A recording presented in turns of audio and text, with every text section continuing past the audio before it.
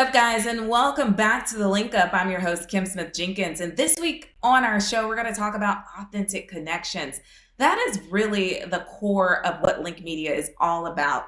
I truly built this platform to make sure that we keep connections first in mind. And that means, how do we connect to one another to help build each other up in business, whether it's in corporate America or entrepreneurship? I am so blessed to have a tribe of women behind me that I am connected to, that truly lifts me up, encourages me, pours in their talents and gifts into my business, and I do the same for them. And that's what it's all about, right? Like making sure we're helping each other, propel each other, and get to where we want to be in life. And the more we can do that, the more women can unite, the more unstoppable we will be. And so I am so glad that I am connected to this amazing sister on our show today, Erica Bell of Lux and Bow and the Business of Beauty podcast. I'm so glad that she's here with us. She just recently launched her first podcast, The Business of Beauty. It's all about skincare, beauty, and the business behind all those products that you pour thousands, hundreds, 20s, all of that money into. She talks all about it and the great products that you need to have in your bathroom. Also, she has Lux and Bow and creates these beautiful, amazing curations that she just has in her home that's so fabulous, whether it is curating a wonderful lunch or either creating these beautiful florals. And she just shares her aesthetics with the world. And we love that you're here with us today, Erica, to share it all and all of your secrets as well. Can you bring some today? Yes, of course. I have all of my secrets. I'm so excited to be here. Thank you, Kim, for having me. Thank you for building this platform for genuine connections. I love it. I'm so excited to chat. Yeah, I think it's so important. And I know within our circle, we have really, leaned into that, like really helping each other, because we put our goals out there. We really just said, hey, this is what I'm trying to do.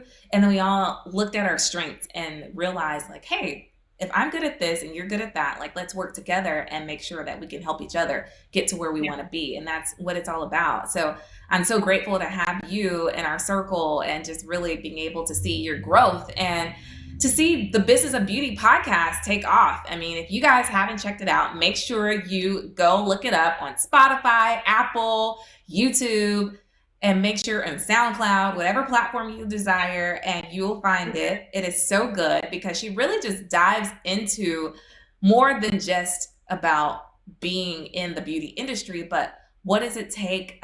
What is the business like behind it, the engine that's running it, and also looking into some ways that you can really just spruce up your personal self-care. So I think that you've been doing a phenomenal job with the podcast, but when you think about getting into it alongside being a cosmetic nurse, you're doing so much. What made you want to start a podcast? I wanted to start a podcast because I love having these beauty conversations. I call them timeless beauty conversations because across all demographics, and even in my workspace, when I've worked in the hospital, in the ER, or whether I've worked with other cosmetic nurses, or just having conversations with friends, we all were asking very similar questions across the board. And because I'm a beautypreneur, I wanted to know the beauty, or I wanted to know the business behind it. And on my podcast, I really dive into this multi-billion-dollar industry and peeling back the layers, and not only looking at putting something out into the industry, like creating something, but also finding a connection with feeling beautiful in your own skin without these terms called beauty. So when you think about how the beauty industry has really grown, it's crazy. You walk into stores like Sephora or Ulta and you see brand after brand after brand, and you think oversaturation, and there's still so much room and opportunity. You still see people coming out with more lines, and it makes you wonder, like, gosh, how much space is there for another brand? But clearly there is. What's been the difference maker? Because I remember growing up, I only recognized like a few in the drugstore, like Revlon and Maybelline, but now there's so much to choose from. Well, I think what really changed the industry is a couple of factors. One, that we have this digital beauty platform that beauty experts, like at-home beauty experts, are excelling and just giving us all the information, letting us know every detail about a product before we actually go purchase the product. And so YouTube has been vital in making people understand the point of view of the at-home beauty expert. So that's one factor. And then a second factor is the surgence of people wanting to know more about clean beauty and demanding a standard um, of clean ingredients in beauty products. And so that alone is so many different types of people, so many different types of opinions, and that is what's influencing and driving this billion-dollar industry. It is not saturated because there is no one size fits all in this industry.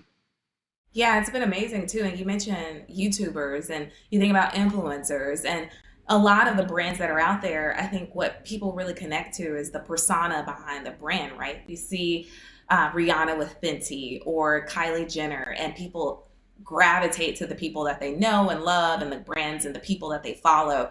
What has been really cool or interesting to see in this day and age, how social media even powers the beauty industry and the people behind the brands. I love seeing it because it empowers your at home beauty expert and it brings to the forefront information that you may have a commonality with that person.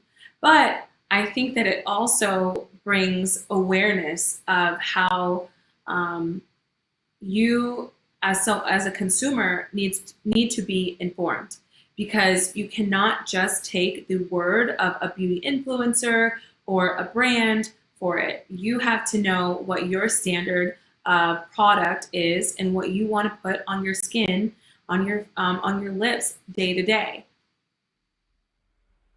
Yeah, and you also need to know what to have in your drawer. And that's something I struggle with a lot. So I always try to hit you up and get tips. But share with us like a few things that we must have in our arsenal to take care of our skin. So my platform is definitely about empowering women and people in general to be their at-home beauty expert because you're not always going to have someone to go to tell you. And plus, I think it just gives you a lot of happiness and confidence when you are able to pick out something that is actually working for you instead of trying something that someone told you to put on and then feeling defeated because it didn't work for you. So the way that I empower uh, people at home to get the right products into their beauty regimen is by first looking at the problem. So if you have acne-prone skin, you want to look for something that is acne related. Another problem is hyperpigmentation. You have hyperpigmentation, those are the products that you want to focus on. If you have dull skin, you want products that are going to be making you glowy and lustrous. If you have dry skin, you want something that's going to hydrate you like a drink of water. So start with the problem first. And once you know what your problem is, then you kind of have to think, okay, what kind of beauty expert am I? Am I someone who wants to stick to clean beauty? Am I someone who wants a full system? Like I just want, it says unblemished. I want everything that has to do with unblemished. Or am I the picky, or like I'm picky and I'm choosy and I want, clean beauty over here, but then I have, these special brands that I'm loyal to. You kind of, that's how you get the products and get your kind of beauty wardrobe aligned. I like that beauty wardrobe. And you have quite the beauty wardrobe. You have a lot of products that you use on a daily basis and that you encourage your listeners and your followers to use. But then you also think about, you say all things beauty. And all things beauty goes far beyond just skincare and makeup. It's about a feeling and a look. And I love that you speak about that. That's such a beautiful way of looking at it. What is beauty to you? So I always try to lead with a quote about beauty on my podcast because I feel like It's so important to look beyond, like you said, beyond the lipstick, beyond the face wash, beyond the cosmetic enhancement, and get to the core of it. And when I think about beauty to its core, it is a feeling for me. It is a feeling of being able to create. And I feel the most beautiful when I'm making something that I know is going to make someone else happy or is going to make me happy. Like when I do my floral arrangements, I am ecstatic because I know someone's going to see it and feel empowered because they're going to be like, she can do that, I can do that. Like I've seen her, I've watched her, I watched a little time lapse of her. Like she gave me the steps, I can also do that. That's what makes me feel so beautiful because I know that I'm sharing that feeling with someone else. You guys, Erica is so talented. Like, if you do not look at her feed, it's so Pinterest worthy. The flowers, even the way you curate your plates at home. I just want to know, does your house, does your lunch, your day actually look like it does on your Instagram feed? Because do you just wake up and have this beautiful bowl of yogurt created for you in the morning? Like, how does your day roll out? So it looks like that when I clean up. No, actually, so this is kind of something that I teach, or I shouldn't say teach, but I tell people my life looks like this because I have been studying beauty and I, bring things into my life that I know are timeless, that are always going to look beautiful. And so it makes it a lot easier to curate things that are Pinterest worthy or Instagram worthy or that other people like, because I don't just like if I move into somewhere, I down to like my plates. I'm researching the plates. I'm going on Pinterest. I'm making boards of beautiful plates, like just shapes of plates. And then when I go to a store, I can easily pick out the aesthetically pleasing one because I've been studying it. So some advice for people who want to, curate a more beautiful life, and not just for vanity reasons, but because it gives you a sense of confidence and happiness when you look around and everything around you brings you joy. Yeah, like you mentioned, beauty is a feeling. And that's something that I really love because I am very much inspired by my surroundings, by my environment. When I come home, I want to walk in and feel like this is my sanctuary. This is my place. I feel a connection to it. And even when I'm working at home, I want to feel inspired by the things that I'm looking at constantly throughout the day. And so it really affects my mood. So, like you said, like beauty truly is a feeling, and you can create an atmosphere that makes you feel good. Yeah, it should make you feel good. I remember this quote. It was from Susie Orman. It was like, your finances are a mess because your house is a mess, and that is it. Kind of goes across a lot of platforms. Like your house is a mess, you're gonna feel a mess. If your house looks like, is beautiful, then you're gonna feel beautiful. And that beauty is going to go into other aspects of your life. So I try to, curate as many things as I can so that it can be beautiful across the board in all aspects that I'm striving for.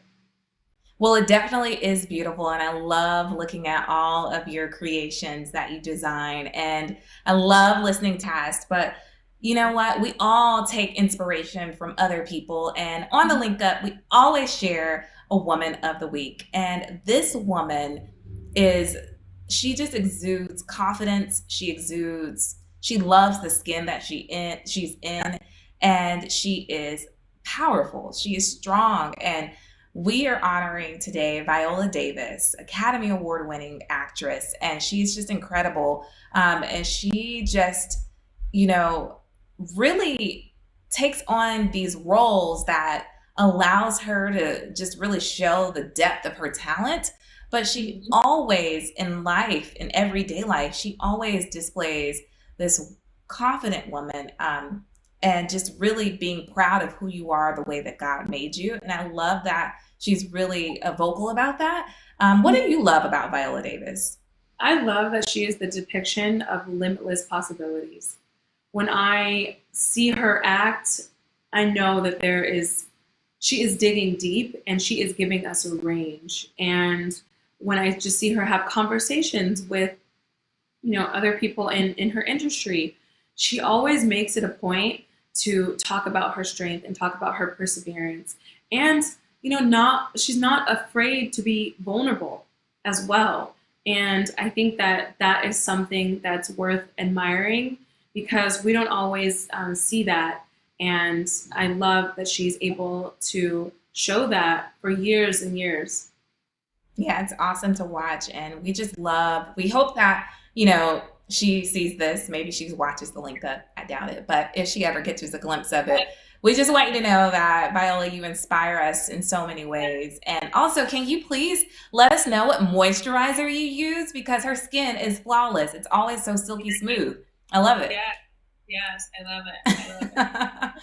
And I love you so much, Erica. Your beauty just shines bright. I'm so proud of all that you are doing, all of your new initiatives and endeavors that you're diving into headfirst and just really taking it on with the Business of Beauty podcast, guys. Make sure you go check it out.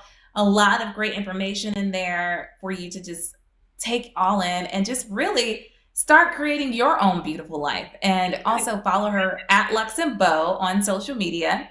And you guys don't forget to follow us as well at Link Media. That's at LNQ Media. And Erica, I'm just so happy for you and I'm so proud of all that you're doing. Thank you so much for spending a little time with us today. Of course, this is lovely spending time with you. And I cannot finish this interview without telling everyone that the number one beauty product that they should have in their beauty regime, wardrobe, boudoir, whatever you want to call it, is sunscreen.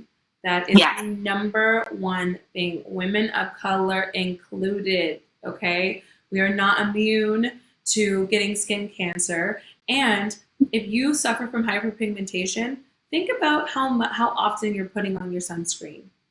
If you see that there's a link between that, if you see that No pun intended. no pun intended. If you see that there's a link between you not really putting on sunscreen and your hyperpigmentation, then you need to reassess. And my number one sunscreen that I use is Josh Rosenbrook, and it's an all natural sunscreen. It does not give you a white cast. I use it under my makeup as well.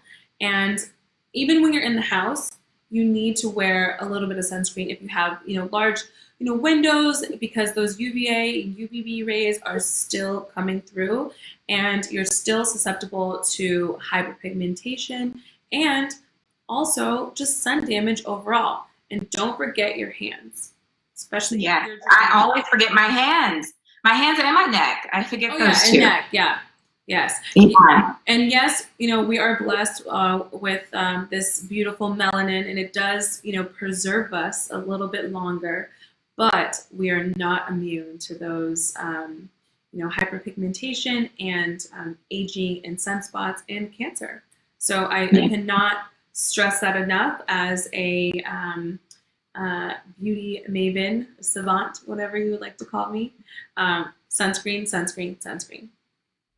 See, this is why you guys need to listen to her podcast. She's so knowledgeable and just so full of endless tips. So, Erica, we thank you so much. We'll see you next time on the Link Up, guys.